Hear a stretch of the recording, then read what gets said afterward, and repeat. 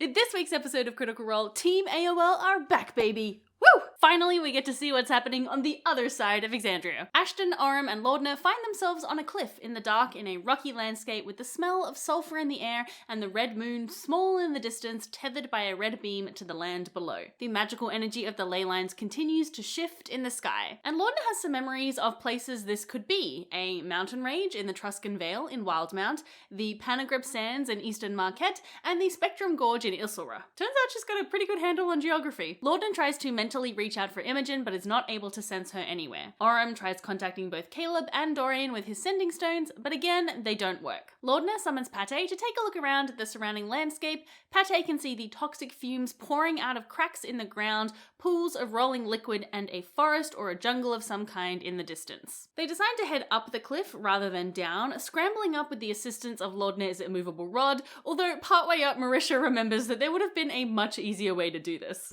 I start to try to spider climb, not the spell, my way sideways. All right. Oh So God, you're all making I have spider climb. I could have done that this whole time. I haven't played this character in months. As they climb up, a geyser sprays out of the cliff, burning their faces, but they manage to continue going. Orym, with his bonkers high passive perception, notices someone lurking on a ledge. The group attempts to try and stealth by, but they capture the person's attention. This person is a, if I may say so, incredibly hot dwarf, played by Amy Carrero. What you might notice first is a real flash of big brown, blonde, highlighted, gel crunched hair that's sort of moved to one side of her shoulder, and if we're sort of making her way down her 4'2" dwarven body, you might notice that her skin color is sort of sort of like the color of like café con leche, but like with an extra shot in it. So like kind of dark and Latina flavored, and she's covered in sort of colorful traditional tattoos, and she's got a lot of them, but two of them stand out more than the rest. There's one on one of her shapely biceps that it's sort of like a heart, like a banner heart tattoo, but instead of mom, it says me. And You may know Amy from her appearances as Opal in EXU and EXU Kaimal, plus she has a number of acting and voice acting roles to her name, with my favourite being that of She-Ra. This dwarven woman, who gives the fake name of Mona, says she was in Taldore, in Orym's hometown Zephyra. Wacky coincidence there, not the first one for this episode. And she was looking for her no-good ex-fiancé who left her at the altar when all of a sudden she heard a speech, Ludinus's speech, and was then teleported here. As they are chatting, Orym hears something slinking in the distance, so they start heading out to try and avoid whatever it might be, and they follow the edge of the gorge towards Ruidus. As they're sort of awkwardly getting to know each other and sharing some of their experiences, Mona gets to meet Pate. nice to meet you. Yeah. You too. You behave. Hey, listen to me. Whoa. Behave yourself. Yes, Don't ma'am. get weird, don't get creepy. Eyes up here. Exactly. I I don't know have you. eyes. Oh, well, whatever up here. Orym climbs a tree to get a bit of a view and sees a huge lonely mountain, and in a different direction a huge mountain range, as well as the glimmer of an ocean. They start heading along a river, surmising that civilization is more likely to be along the river, and along the way they discover a campfire where we meet a half-elven farmer played by our next guest Utkarsh and Budka. You might know Utkarsh from Never Have I Ever, Ghosts, and Pitch Perfect. As this farmer sees Orym approaching, he panics and fires a crossbow at him, rolling a natural one, and then starts running away. Orym calls out and persuades him to stop as Mona sneaks around behind him. You see a half-elf. He's built like a coat hanger. Long, sort of lithe. Oh, he's 6'4", but appears way smaller. He never stands up straight.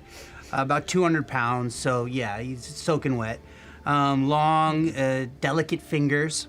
He appears to be a young man, but you're not really sure what his age is. No scars, markings, no tattoos. Brown skin with shades of green and gold, kind of a little glow to him. Totally unkempt, mangy hair.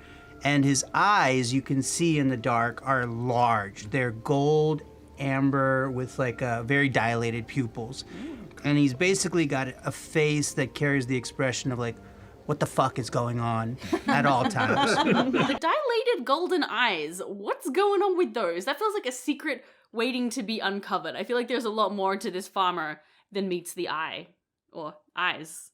as it were. Have you got any ideas? Let me know. Mona calls out and the farmer panics again and shoots a 5th level lightning bolt for 10d6 lightning damage. Mona saves, so she only takes half of the damage, but still, yeesh. What a way to greet someone. Orym diffuses the situation by laying down his sword and sitting crisscross applesauce, and the farmer introduces himself as Bor'dor Dogson. Bor'dor apologizes for the lightning bolt, explaining that he has never been able to do magic before the events of the solstice. This is really interesting, and I feel like, you know, unless we're being hoodwinked, which is possible, like he is a professional actor, but I really got the impression that Bor'dor was being genuine in this moment. Maybe the shifting of the ley lines and the messing with the magical weave is gonna birth like a bunch of new sorcerers. Or maybe he is Ruidus born and the whole apogee solstice kind of ignited that power within him. He explains that he was on the Sirius Mountains of Wildmount with his brother, who was quite sick with a fever when he heard Ludinus's speech and was suddenly bamfed here, along with his cart. They settle down and start to turn their minds to food, so Ashton opens the portable hole, forgetting about something they left in there. What are you doing in there? Going through the pantry. Hold on, I've got some cheese and shit Oh my down goodness. We got rid of the people, right? What? there. I don't think we did. Oh, fuck. What people? What people? As this is all happening, Orym hears another figure approaching, and just give me a moment.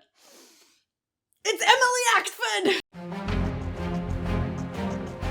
Sorry about that. I just love her so much. Emily Axford is a cast member for Dimension 20, as well as the podcast NADPod and a host of other projects, and she is well known for breaking her DMs. Back in here. Holy Fuck you up, Brennan. We read the rulebook this time. Emily is playing an Order of Scribes wizard called Prism, who is an apprentice of the Cobalt Soul. I'm like sort of like I am a elf from the Shadow Realm. So I'm like a goth looking elf with like pointy teeth, pointy ears, like emo girl tattoos that are like runes, but runes instead of song lyrics, and like a little raven on my shoulder. But I am dressed in like the formal attire of a mage's apprentice. So I have a little academic beret, academic blazer, total indoor kid vibes. I've got like little silk stockings that are already like torn in several places, little mage booties that probably are only meant to like climb a library bookcase ladder. Yeah, and also the most important thing is that you see that I'm probably I am coming out of a tense conversation with a book. Prism is accompanied by a sentient spellbook named Deni, and it is through this that we learn that Mona's real name is Denise. Well, my name's Denise, as you so rudely revealed. What? The S is a money sign. That's awesome. I gotta fix this. I really loved watching how like the character card was updating throughout the episode with these different names. Denise is the character that Amy playtested for EXU before settling on Opal, and it's also the one that she used for narrative telephone, reading a letter to her ex, Dariax, who was Matt's character in EXU. Getting so many cross connections now. Prism explains that Deni is a wizard soul trapped inside a spellbook that is now a part of the Cobalt Soul. Mechanically, this is a representation of the feature that all scribe wizards get at level 2, that of an awakened spellbook that they can use to cast their spells, change up the damage to the type of the spell that they're casting, and perform ritual spells with their usual casting time rather than 10 minutes. It's really cool. I got to play a Order of Scribes wizard in a one-shot recently. It's a lot of fun. Prism and Deni were charged by the Cobalt Soul to interview people about their experiences with the apogee solstice, and they expected to be teleported somewhere like a major city, but instead they found themselves here. Prism starts going through the survey with the group, which tells her to introduce herself, and one interesting fact about herself, which is that when she was 10, she used to be able to do a backwalk unassisted. They all introduce themselves, including Pate. I'm Pate. And What's your last name? Pate de Rolo. And I'm really horny. Oh. That's a lot. Do you have a means of release? What did ones? That's just tragic. As they go through the survey questions, Orym hears a rustling sound in the bushes like something dragging along the ground. Orym and Denise head up into some trees, and Ashton takes some cover behind the cart. Prism turns invisible and summons Denios' spectral form, sending him into the fray, and also sends in her raven, which she refers to as Mother. Then Laudna takes on her form of dread. Her form of dread takes over her. You see her eyes just kind of start to widen as they go black, and like black ink starts to pour out of it. It's like almost the surrounding trees start to sprout out of her neck. Like her veins just start to pop and bulge and extend and break into branches as her back cracks in an unnatural way, as her shoulders dislocate, go fully behind her. She plops back and then just skitters up the tree. Oh my God. And it's just the three of you now. Well, unfortunately, I've never seen something so harrowing in my life. And I forget where I am, and I scream bloody murder. That's the scariest shit I've ever seen in my life. I also vomit all over myself. Bor'dor is too precious for this world. We must protect him at all costs. As he screams into the night, weird tendrils and branches shoot out towards the group, and it's time to roll initiative. Oh man, we really need to do the dishes. Yep, well, I'm pretty sure it's your turn. No, I did it last time. No, I'm pretty sure I did the last lot. Okay, well, there's only one way to settle this. Rollies? Rollies.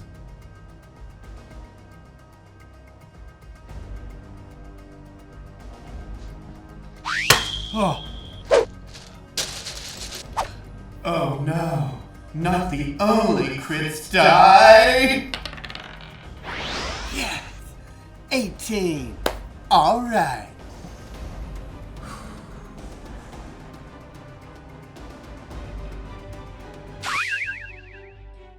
Make sure you're ready for your next dramatic roll-off with a stunning set of dice from Only Crits.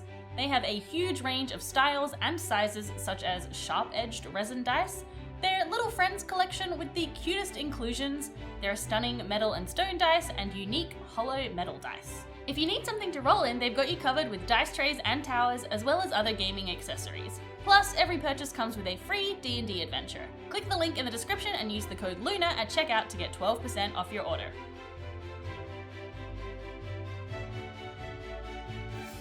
Round 1. Portions of the forest floor come to life and begin to reach out and attack, and Orym is up first and attacks with Seedling for some vine-on-vine action. Laudna is up next and yells, "Kill it with fire!" and casts Fireball! She does a stack of damage, but the weird plant creature doesn't take as much damage as you'd expect, given that it's a plant. Denise leaps off the tree, going into a rage, slicing with her scythe and getting sneak attack damage from hiding in the tree. She kicks off and lands 5 feet back next to Bor'dor. Ashton goes into a rage as well. Woo woo, double barbarian action! And the crystal glass in his head becomes clear and he starts phasing as he swings with his hammer using a reckless attack, slamming it 15 feet back. As this vine creature is sort of scattered away from Ashton, it reforms into a vaguely humanoid shape. These things are very reminiscent of those plants in, like, Jumanji. Ashton then uses a wormhole strike. I just yell, "Hey, made you look," and I swing my hammer down, and a portal behind its head opens up, and it comes down on its head through a little wormhole. That is such a cool feature! I really enjoy Ashton's barbarian skills that we've seen, and I just wish we could see, like, I would love to see the class description or, like, his character sheet or something. I just want to know the juicy details. However, from behind Ashton, he is attacked by a weird bush creature which whips out with some tendrils, doing bludgeoning and poison damage. It then attacks Bor'dor, who gets slammed into the air, and another one slams into Orym. It's Prism's turn. She casts Steel Wind Strike through Denios, and we get to see some of that Emily Axford magic. Denios! Let's do the sword one! And then I'm gonna take 3 attacks with advantage on each of them. That's a crit. That's 2 crits!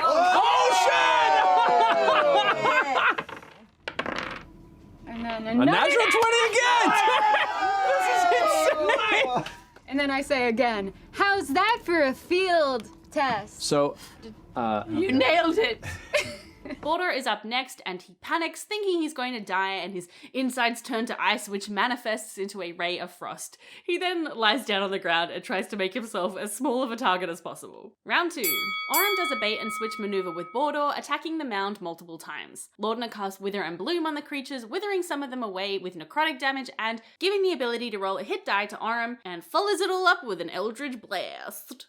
I can't do the accent. Denise rushes at one of the mounds, having to roll a con save against its corpse flower-like stench. This is nothing. I've smelled dead bodies in the hole. She uses her whip to pull it to the ground, which gives Ashton, who is up next, advantage on his attacks. He hammers it into the ground and pushes it into the cart, splintering the cart and destroying it. The plant creature stands back up and attacks Denise, hitting 3 times, but since she's raging, she's resistant to the damage. And then as a bonus action, the corpse flower consumes one of the dead plant creatures, gaining back some hit points. It's a really fun and I think also horrifying way of representing that ability. The mound then slams into Orym with its tendrils and swallows him. Who can blame him? He's a little halfling snack.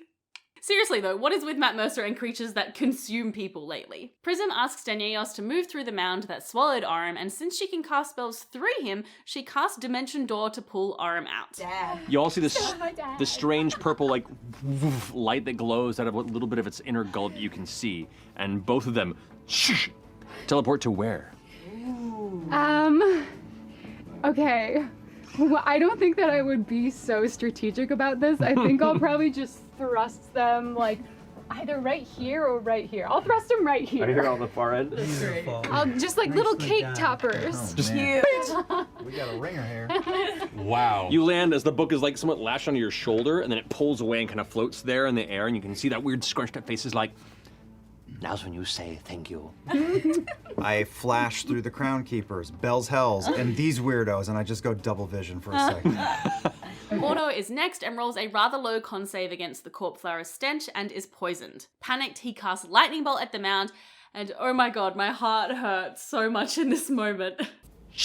You release the bolt and it strikes into the creature. It just kind of absorbs it. You got it. What? They like lightning. I feel like this is a ride that all new D&D players go through, you know, using a high-powered spell or ability on a creature and just having it do absolutely nothing. I mean, honestly, he's lucky that that's all that happened because a regular shambling mound actually takes healing from lightning damage, a lesson that the sorcerer in my home game learned when we were just like itty-bitty level 2s. Round 3. Orym springs up and onto Ashton's shoulders to leap into the air, bringing Seedling down on the mound. The corpse flower is still up, so Laudna casts Chill Touch on it so that it cannot regain hit points. Very smart. And then also casts Eldritch Blast. I feel like that was a slightly better one. Denise somersaults underneath the flower, slicing it as she goes, but she fails her con save. Luckily though, she still manages to hit on her second attack. I think, because I'm under it, so I'm gonna want to somersault away to the other side, and wow, I don't know how, and then I guess I will look at it and say, gross, you stink, get the fuck away from me, and then I'm gonna kick it in the face, and then I'm gonna take my whip and just like a dominatrix, just kind of go, bad boy. With the fight over, Laudna skitters over to Bor'dor like a true nightmare, and he apologizes for being new to all of this, and then Prism points out, like, hey, I'm new as well, and kind of kicks some butt. Orym asks Prism why her bird is called Mother, and she explains that the bird is named after her mother, and that also the Matron of Ravens is kind of a big deal in the Shadow Realm. Yeah, Liam, you heard of the Matron of Ravens or anything? They're all feeling pretty beat up and really need to take a rest, so Prism suggests that they set up a decoy camp while the real camp will be some distance away. So they sort of set up a campfire and arrange 2 bodies, with Prism casting Magic Mouth on both of them, so if anyone approaches, one will say no, and the other will say, I don't like it, as if they're arguing. Leaving the weekend at Bernie's camp, they find a small cave to rest in. Team AOL take time to explain what happened with Ruidus and the Ruby Vanguard. They all agree that they need to find their way back home and to stick together until they can work out how to do that. Unfortunately, none of their new friends have access to sending, so they're on their own for now. And it makes sense, because if one of them did have sending and did manage to get a message through, it would be hard to fit that into Team Wildmount's story, since we already know what has happened to them over, the next few weeks. They settle down for sleep with Bor'dor and Prism on first watch, where they are just the cutest of sweet beans. I love them both so much. I'm feeling surprisingly excited to be out of the library.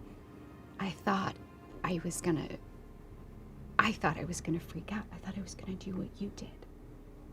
Right. So I totally understand where you came from. And honestly, next battle, that might be me. don't Because know I'm what hanging on by a thread. I would love to just you were smoke a incredible. cigarette right now in one fucking drag. What's That's a how much I cigarette? want. A cigarette? Oh, I'm very sheltered. I've been on a mountain for a long time. Ashton and Laudna take the second watch, and Ashton sort of checks in a bit with Laudna. It's been a long day. You know you can bring down the compartmentalization a little bit.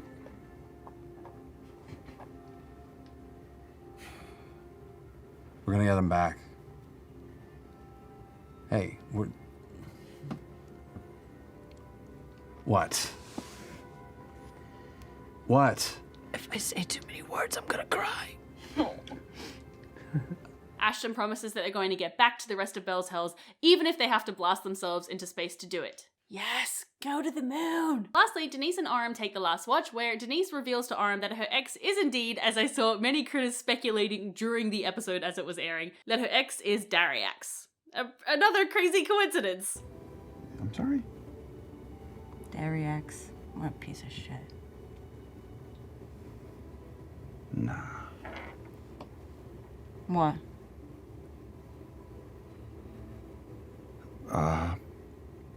I know him. While they're having this pretty casual conversation, Orym is having these flashes of all of the traumatic events that have happened over the last day, and he falters a little bit, but then he sort of picks himself back up again, puts the mask back on, and deflects back to Denise. This sort of slow downward spiral into grief. We've been waiting for Liam to twist the knife, and I feel like just here it is. It's starting. You're gonna be okay. The minute you're not okay, you die. And the thing is, I don't think I've ever, I just don't think I've ever felt so small.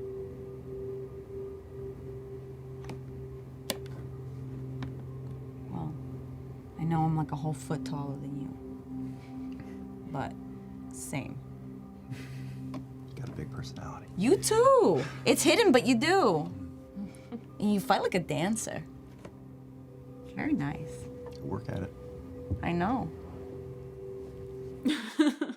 I really loved this sort of conversation between Denise and Orym. Amy copped a lot of criticism from the fandom for being a relatively new D&D player, and I think there was probably some flavors of sexism in there too.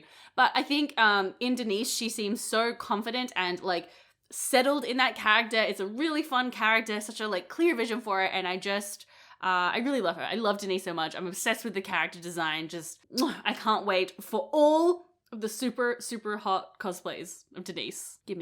Give them to me. And hey, maybe having Denise in this little sideline means we're gonna end up with a Dariax cameo at some point.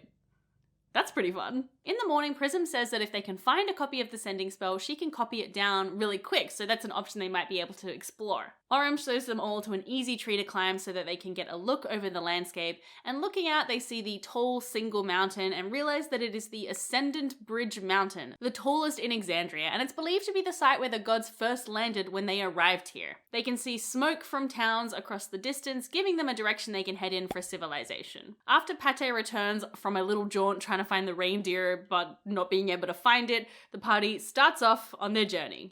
It's so exciting to finally see what's happening on the other side of the world, although it does mean we are probably going to be waiting a month or more to find out what happened with Laura's teleportation role last episode. How on earth are Team AOL going to meet up with Team Wildmount, and what kind of shenanigans are they going to get up to in the meantime? Let me know your theories and predictions in the comments. Personally, I think there are going to be a couple of things on the list. One, we're going to find out more about Ludinus, since we know he is from Isilra, or at least spent some time here. And two, we're going to learn more about Ashton's backstory, because the Hashari, the weird cult that their parents were probably the leaders of, was supposedly located in Isilra, and I don't think Matt would be mentioning the sort of presence of elemental chaos here for like no good reason. As always, let me know your theories in the comments, and if you love somewhere to chat theories, make sure you tune into my Twitch channel every single Thursday where I hold a pre-Critical Role hype party. I go live about 2 hours before Critical Role does, and we just take some time to like chat theories and talk about the latest events, and I don't know, it's a really fun time. Come hang out. And if you need a refresher about the earlier events of the campaign, check out my quick C3 catch-up guides right here. Bye!